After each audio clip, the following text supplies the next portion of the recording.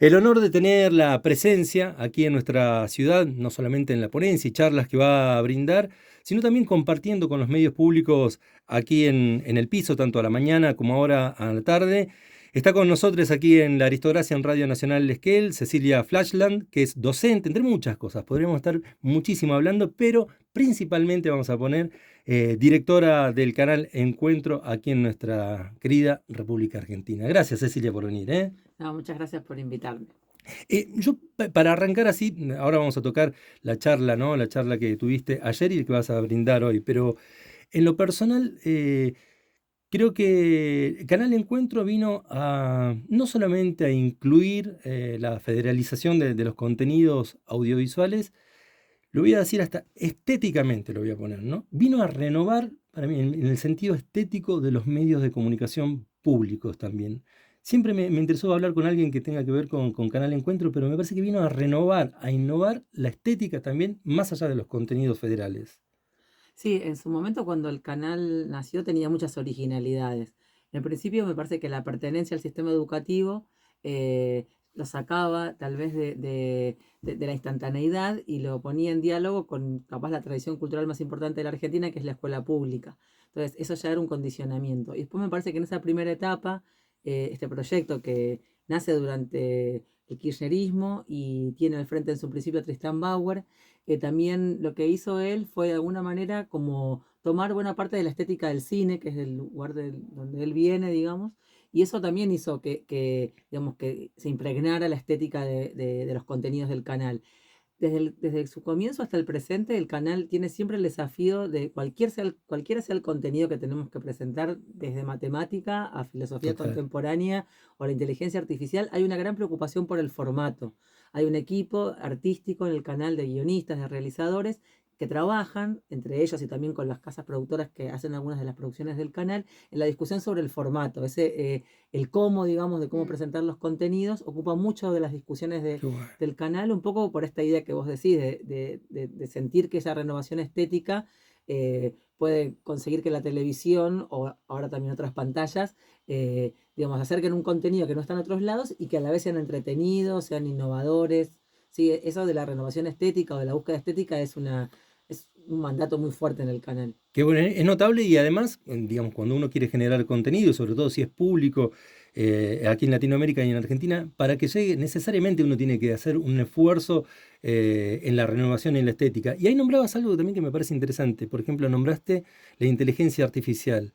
Canal Encuentro no le escapa a ninguna cuestión cultural, ¿no? La debate, la incorpora y la presenta también públicamente. Me parece muy, muy interesante esto también de tener estas nuevas innovaciones en el contenido.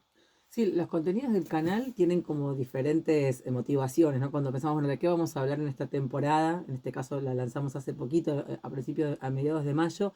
Por un lado están todos aquellos contenidos que tienen que ver con lo que se enseña en la escuela, Ujú. ¿sí? Los contenidos curriculares, lo que en el sistema educativo se llama los NAC, núcleos de aprendizaje prioritarios, es decir, todos los acuerdos que las provincias dijeron, bueno, esto sí o sí tienen que saberlo los pibes, las pibas de la Argentina. Eso es un motor de los contenidos del canal. Después hay como otra parte que tiene que ver con temas más contemporáneos, que también están en las escuelas, desde problemáticas vinculadas a la ESI o a los derechos ambientales o al tema de las disidencias, o por ejemplo en este Ujú. caso, inteligencia artificial, que motivó que hiciéramos un especial en alianza con el Ministerio de Ciencia y Tecnología, que se estrenó ahora en la nueva temporada. Eh, y que sí, lo que busca el canal, digamos, como nosotros no tenemos una agenda tan noticiosa, sí buscamos que esos contenidos puedan tener una larga duración. Entonces, en este tema donde hay permanentemente cambios, como el de la inteligencia artificial, sí decimos, bueno, a ver, ¿cuáles son las tres o cuatro cosas que hay que pensar que entendemos que van a perdurar un poco más? Tal vez la relación entre la tecnología y el ser humano, o sea, como algunas preguntas que puedan seguir sosteniéndose más allá de que los nombres capaz de los programas de la inteligencia artificial cambien. Ujú. Ese es otro de los mandatos de la pantalla de encuentro, es que los contenidos tienen que durar mucho tiempo. También es un modo de usar bien los fondos públicos. Total. Y también pensando que, bueno, que lleguen a las escuelas y que estén muchos años en las aulas, ¿no? No sé si querían preguntar algo, chiques, ahí. En lo personal, No, preguntarte, ya yendo más a lo general, no tan específico, en Canal Encuentro, digamos, ¿qué importancia le das vos a los medios públicos en la tarea, ¿no? Que tiene que buscar cualquier Estado, que es la democratización de la información. Me parece que es bastante difícil de sostener que podría haber una democracia sin medios públicos, ¿no? Al menos hasta ahora y por ahora los medios públicos son la herramienta que tenemos como sociedad para efectivamente democratizar la información y el conocimiento. Por supuesto que nosotros en estos 40 años de vida democrática tuvimos, los medios públicos de alguna manera se desarrollan, pero sobre todo resisten. No es fácil la tarea para los medios públicos, no es fácil a nivel presupuestario, no es fácil tampoco a nivel legitimidad social. Si bien cumplimos una función muy importante, son muchas las veces que por diferentes voces, tal vez más de la derecha, pero también más de cierto liberalismo, somos puestos en cuestión, digamos. Se discute si efectivamente, parece que lo que se discute ahí es si el Estado tiene que destinar parte de su presupuesto para construir sentido, ¿no? Ya sea a través de la información o a través, por ejemplo, de las producciones del canal que tienen más que ver con las distintas aristas del conocimiento. Entonces, creo que son fundamentales para sostener la vida democrática y sobre todo en este momento de capitalismo de plataformas, como así lo denominan muchos autores teóricos, donde la concentración de quienes realizan las narrativas que circulan en las pantallas es cada vez más concentrada, ¿no? Capaz a un nivel que ni siquiera imaginábamos cuando discutíamos la ley de medios y decíamos Clarín miente. Eso parece casi como una nota al pie de página en relación a los niveles de concentración actuales. Entonces me parece que en ese sentido los medios públicos en el reaseguro, porque mantenemos otras agendas, porque de alguna manera sostenemos una palabra pública que respeta los derechos humanos, no ponemos a circular imágenes, ni voces, ni líneas, digamos, que denigren la condición humana, cosas que son básicas, pero que en el resto de los medios no están, ¿no? Entonces, en ese sentido, creo que son casi sinónimo de vida democrática. ¿Qué importancia o de qué manera se articula, Cecilia, trabajar con los contenidos de las diferentes provincias y de los diferentes comunas o pueblos de cada uno de los lugares o rincones de Argentina? ¿De qué manera trabajan ustedes? Mira, en el canal, además de contenidos, lo que nosotros hacemos es cómo se produce en Canal Encuentro. Hay algunas de las producciones que las hacemos íntegramente nosotros, del principio hasta el fin, pero la mayor parte de las producciones se hacen a través de un sistema que es el que se eligió cuando se fundó el canal, que se llama la producción delegada. Entonces, nosotros desde el canal proponemos los contenidos y con esos contenidos se hace una licitación pública donde se pueden presentar productoras de todo el país y también, por ejemplo, universidades. Entonces, si vos cuando terminás de ver los programas de encuentro ves los créditos, muchos de esos hacedores de esos programas en alianza con el canal son pymes de distintas provincias y son universidades de distintas provincias. Entonces, la garantía de ese federalismo no está solamente en que hablemos de cosas que ocurren en las provincias, sino que las provincias a través de estos lugares enuncian también en el canal, digamos.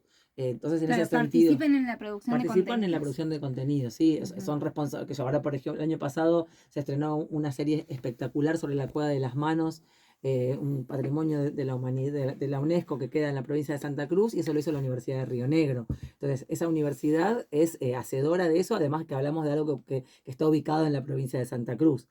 O por ejemplo, ahora se estrenaron unos micros sostenidos basados en los libros de Bayer sobre las huelgas patagónicas, y eso lo hace la Universidad de Avellaneda, o sea, es la provincia de Buenos Aires con una universidad contando algo de las huelgas patagónicas. Entonces, de esa manera se va articulando.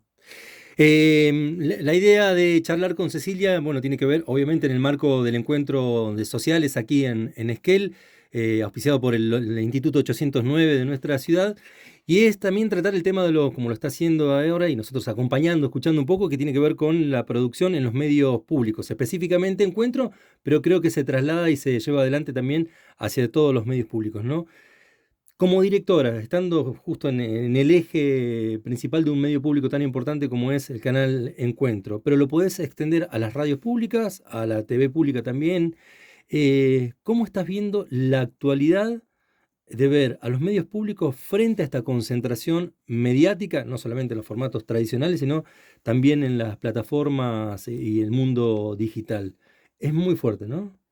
Sí, por un lado tenemos ese nivel de concentración y ese desafío para nosotros, para nosotras, de decir, bueno, a ver, hay algunos temas que no son reducibles a la lógica del algoritmo. El algoritmo no necesariamente te va a decir que el Hover quién fue Rodolfo Kusch. Y menciono a este filósofo porque justo ahora vamos a tener tenemos un programa conducido por Mariano Dor que se llama Pensamiento así coloniano y tiene un capítulo dedicado a un filósofo que seguramente la mayor parte de los argentinos y las argentinas no saben quién fue, y es un pensador fundamental para nuestra vida política. política. Entonces, por un lado está ese mandato de construir otra agenda que no esté reducible a esa lógica del algoritmo, de ese capitalismo tan concentrado de plataformas. Eh, Eso diría que es uno de los mandatos que tenemos y de los desafíos. Y después tenemos otro desafío que es resistir frente a una avanzada de muchos discursos de la derecha que muchos hoy tienen una opción política, digamos, que puede llegar a ganar las elecciones y que ya sin ningún empacho, capaz en su gestión anterior el macrismo tuvo algún prurito en decir abiertamente que quería destruir muchos de los bienes estatales, ahora con mucha franqueza lo señalan. ¿Sí? En el diario Clarín en los últimos meses ha habido una arremetida de un columnista que dedicó 4 columnas, una a Sistemáticamente. Telam, una a la televisión pública, una a nosotros como medios educativos que pertenecemos a la empresa de contenidos públicos, que somos Paca Paca, Deporte B y Encuentro, y que llega al punto de llamar a nuestro presupuesto, que es un presupuesto que se vota en el Congreso de la Nación, lo llama déficit. O sea que ahí tenés como la concepción, digamos, que hay tal vez de los medios públicos, como una especie de pérdida de, de, del presupuesto nacional, digamos. Como esos dos términos que digo que identifican a dos modelos, ¿no? Cuando nombran pérdida o gasto y no inversión a esta cuestión, ¿no? Están muy claros esos dos términos, cómo se utilizan. Ahí nuestro compañero Juan Martín Cangro quiere hacerte una pregunta, Ceci. Cecilia, bueno, buenas tardes, gracias por acercarte. Y me escuchaba esto que decías, ¿no? Sobre esta embestida que hay contra los medios públicos desde un sector de la sociedad, sabemos siempre que no es toda, pero ¿cómo se hace desde los medios públicos para contrarrestar esta embestida? Porque un poco hay que responder, pero hay que mostrar argumentos, ¿no? De la importancia que tienen los medios públicos, que es un poco lo que estás haciendo vos acá.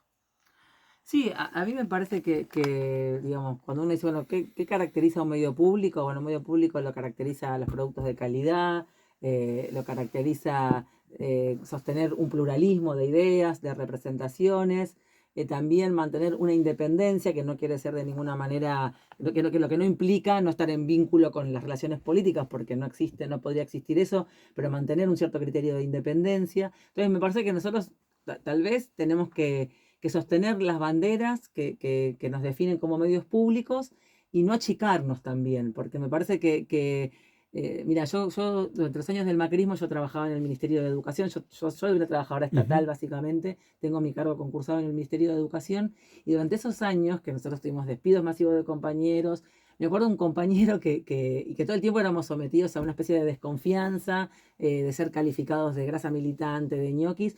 Un compañero decía, lo peor es que nos hacen sentir que no servimos para nada. Claro. ¿Sí? Cuando uno piensa que capaz el trabajador estatal o quien trabaja en un medio público básicamente es un garante de derechos. Trabaja para que esos derechos, en este caso el derecho a la comunicación, sea posible.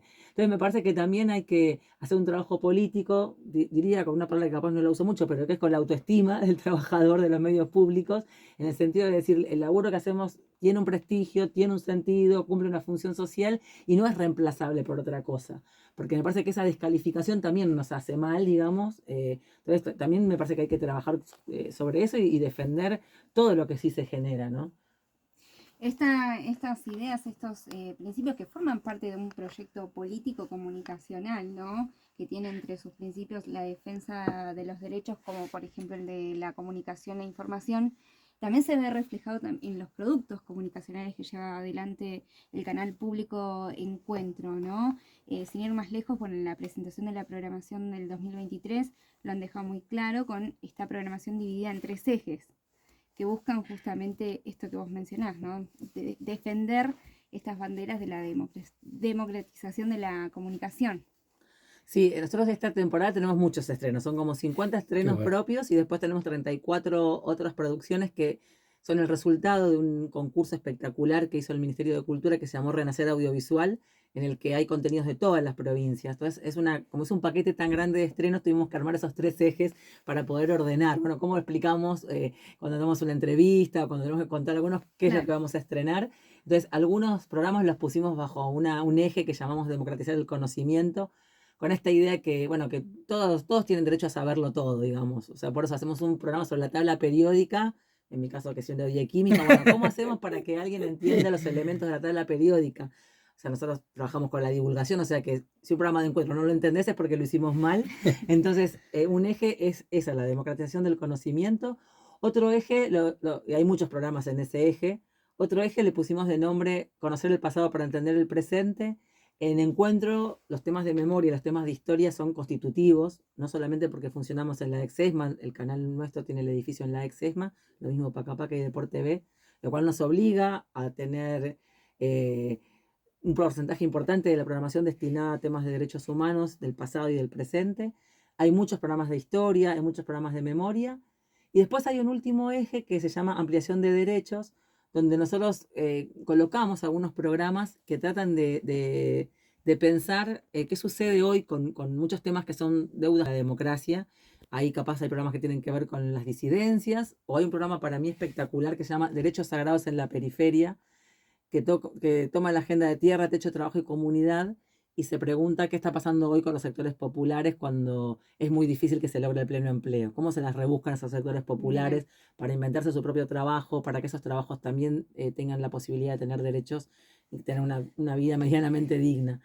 Así que esos son como los 3 ejes en los que armamos este año la programación. Costó mucho reconstruir el canal Encuentro después del gobierno anterior, de la gestión del gobierno anterior. ¿Con qué se encontraron o se fueron encontrando? Mira, durante la gestión del macrismo, los 3 canales, Encuentro, Pacapaca y Deporte B, fueron sometidos, digamos, a un desguace que se puede ver en diferentes aspectos. Por un lado, lo principal fue que los canales fueron sacados de la órbita del Ministerio de Educación de la Nación, nosotros dependíamos del ministerio. De hecho, digamos, la normativa que a nosotros nos rige es un artículo de la Ley de Educación Nacional. Entonces fuimos sacados de ahí y nos pasaron a la Secretaría de Medios. Ese fue un primer movimiento que de alguna manera hizo tambalear el sentido de los canales, porque los canales están aliados a las 65.000 escuelas del país.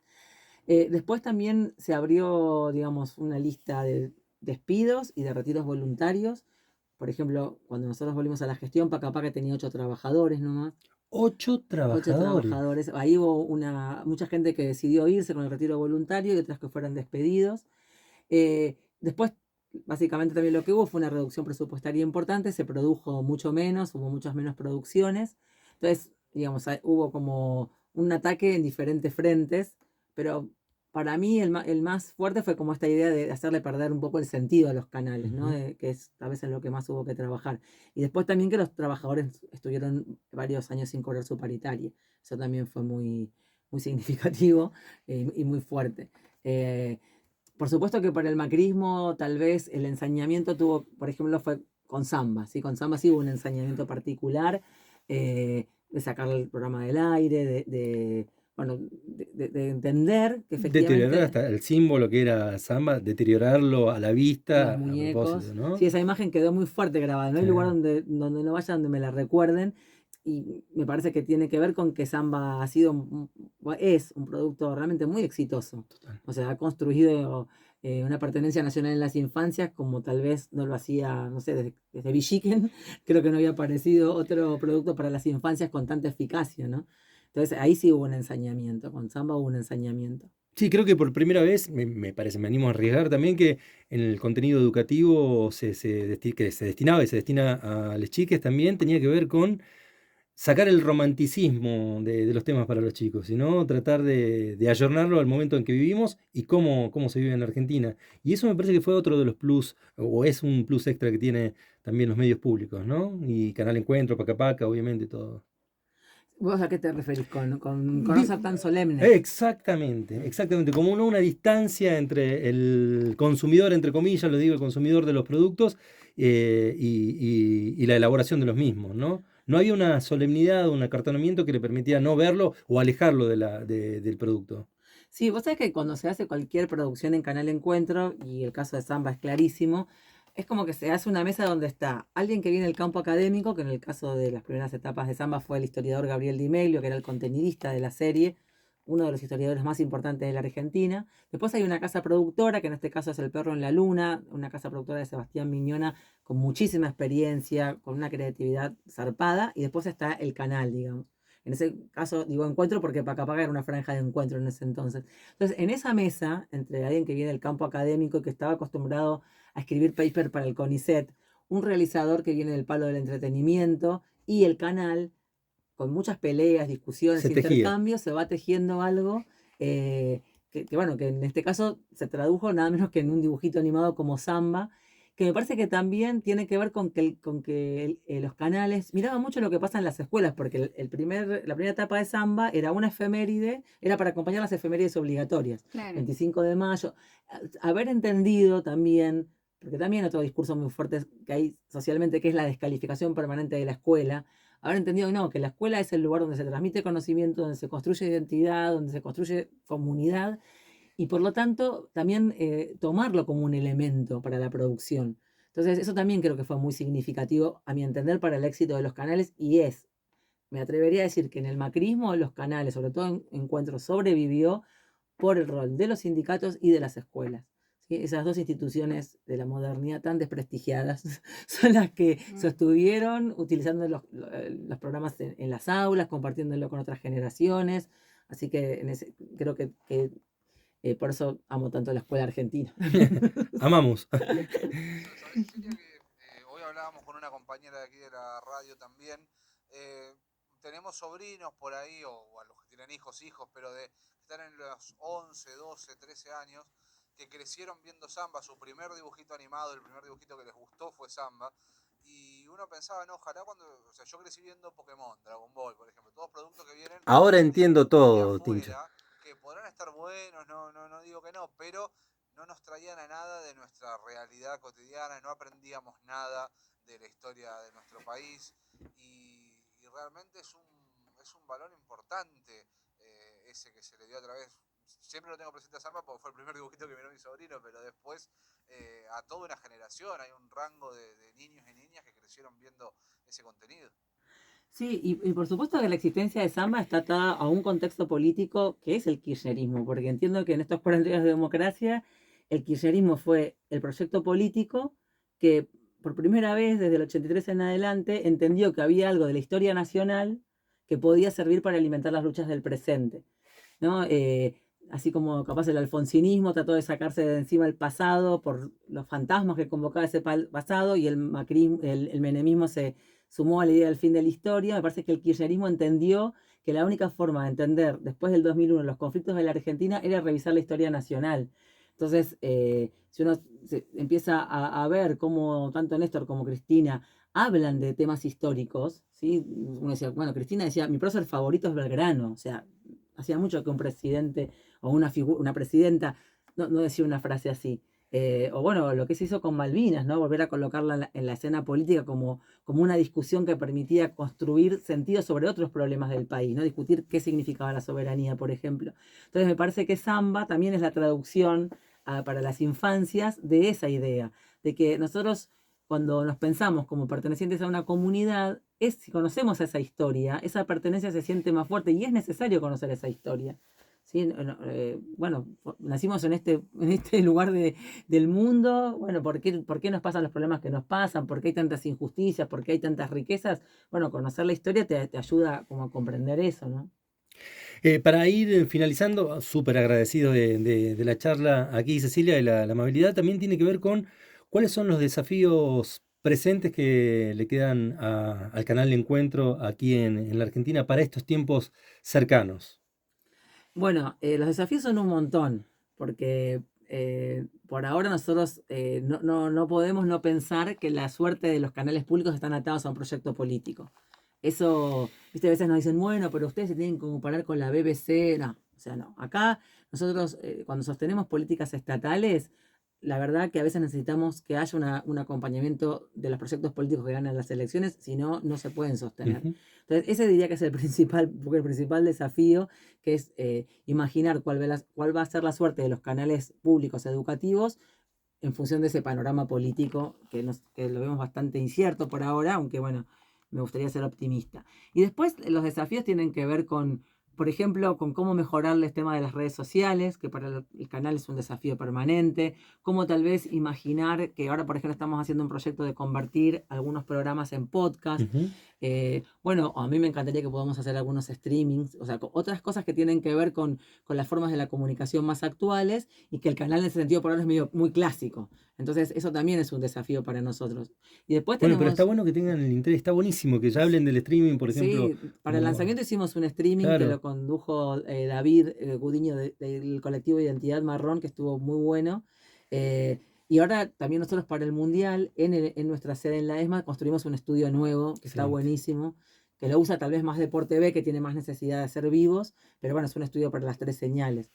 Y después tenemos otros desafíos que tienen que ver con un listado inmenso Claro. Hoy cuando estaba en la radio acá en la mañana hubo un par de llamados y la gente ya nos proponía temas, porque hay temas que uno sabe que si no los cuenta Canal Encuentro no los va a contar nadie. Mm. Entonces ya me decía, bueno, la masacre de Napalpí, ¿hay un programa sobre la masacre de Napalpí? No, uno específico bien hecho todavía no tenemos micros, pero eso no.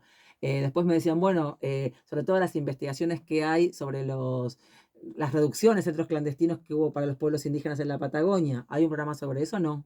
Entonces, hay muchos Mira. temas, digamos, si uno conoce y recorre el país, que tienen que ser contados todavía. Totalmente. Para ahí no sé si tienen alguna pregunta, chiques. Si No, de no, mi parte. ya aprovechar para que nos cuente de qué se va a tratar la charla de mañana, la ponencia de mañana. Si bien ya brindaste una ayer, ya mañana hay una muy importante, como decía Ceci, relacionada también con los medios públicos. Mañana, primero que quiero mostrar algunas cosas del canal, Ujú. algunas piezas de la programación actual que están muy buenas. Y después me interesaba, tal vez, explicar cómo entendemos lo público, porque no todos pensamos igual la noción de lo público cuando hablamos de medios públicos, y poner un ejemplo, que les voy a contar algo acá ya, de cómo nosotros discutimos a la hora de cómo representar a ciertos sectores en la pantalla. ¿Sí? Eso para nosotros es un desafío permanente. Eh, por ejemplo, nosotros cuando asumimos en esta gestión, recibimos algunos llamados de organizaciones sociales que protestaban porque Niña, la amiga de Samba, no Ujú. tenía nombre. Entonces, ese colectivo, que era el colectivo de compañeros afrodescendientes, pidieron una reunión con Cielo Salviolo, la directora de Paca Paca, y le plantearon esto. Bueno, a ver, ¿por qué Niña no tiene nombre? En su momento, cuando se había pensado así este tema, tenía que ver con que Gabriel Di Meglio, el contenidista, había dicho, bueno, a ver, en los años de la Revolución de Mayo, los sectores subalternos, los pardos, los mulatos, los mestizos, no tenían nombre, no tenían una identidad. Por lo tanto, ella que va a representar esos sectores, pongámosle Niña. O sea que en ese momento tenía una Un justificación sentido. Ujú. historiográfica. Ujú. Bueno, pero a la luz de todas las discusiones que hubo vinculadas a los feminismos, a las identidades y demás, ya era necesario que Niña tuviera un nombre. Entonces se hizo un capítulo, que se los recomiendo, que es bellísimo, lo escribió un gran dramaturgo que es Santiago Loza, donde se cuenta la historia de Niña y recupera su nombre. Se llamaba Saturnina, era hija de un esclavo liberto que había ido a luchar las guerras de la independencia para ganar su libertad. Ella había quedado en una casa trabajando de esclava y su ama eh, le había ido deformando el nombre, entonces de Saturnina quedó primero Nina y después Niña. Eso se va contando en el capítulo donde a la vez se va explicando qué pasó con la población esclava durante los años de la Revolución de Mayo. Y hay una escena que es fundamental para mí en el capítulo ese, donde Nina se saca el pañuelo de la cabeza, deja como su pelo afro así al viento y deja la canasta con las empanadas y se cuelga una mochila. Digamos, gana una ciudadanía en Claro. el sentido de decir, bueno, ahora Muy sí voy a bueno, poder estudiar, tengo mi nombre, muy tengo mi bueno. pelo suelto. Muy bueno. Bueno, la verdad, agradecido, pero enormemente de la posibilidad de charlar con vos y el esfuerzo de venirte hasta aquí, hasta la radio y tomar unos mates que deben haber sido los peores mates de la historia los que tomaste. No, para nada, yo soy pésima haciendo mate, así que estaban ricos estos. Bueno, muchísimas gracias de verdad, Cecilia, No, por estar muchas aquí, gracias a ¿eh? ustedes por invitarme. Cerramos, Ceci, ¿te parece? Estuvimos hablando con Cecilia Flashland, que es directora de Canal Encuentro. Aquí para muchos y muchas, un orgullo de lo que es la producción audiovisual. Y voy a insistir siempre que digo esto. Agradezco que no solamente el tipo de contenido y el formato, contenido que tiene, sino el formato moderno e innovador que tiene que ver con poder llegar efectivamente a las audiencias. Gracias por venir, ¿eh?